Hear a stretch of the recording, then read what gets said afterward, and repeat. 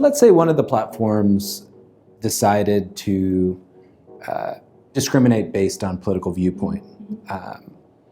Let's say Twitter banned Trump and mainstream Republicans from the platform.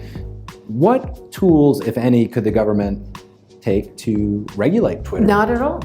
It has a complete right to do that, its own free speech right, and I think the punishment would come in the so-called marketplace of ideas, where you would have no doubt protests, no doubt boycotts, which would of advertisers as well as other users of the platform, which would put enormous pressure on them, just the way we see with conventional media. When people don't like what a certain journalist has said or done, then advertisers pull out and put a lot of pressure. So allowing the market Yes, the economic marketplace linked to the marketplace of ideas. What about another extreme? We've seen far too many acts of violence in the United States in recent years, both school shootings or suicides.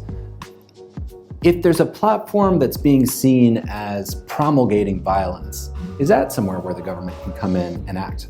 Even advocating violence is protected speech. It is only intentional incitement of imminent violence that can be punished or prevented, and then only if that violence is likely to happen imminently. It's virtually impossible to satisfy that standard on any kind of mass media. So there have been many lawsuits that have been brought against all kinds of media, whether television or movies or music, videos, on and on, have been sued for allegedly triggering a particular school shooting or a particular copycat crime. And there is evidence that particular people were persuaded to commit a crime by something they read or saw. Famous cases of people who read Crime and Punishment, a classic novel, and went out and reenacted it.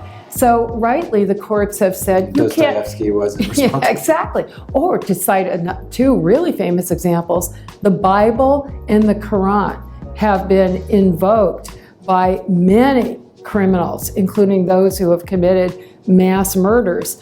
And I don't think anybody would say, well, let's blame, even if we could get jurisdiction over the person or entity who wrote the Bible, I'm being joking here, or the Quran, that the responsibility is on the person who actually commits the violent act.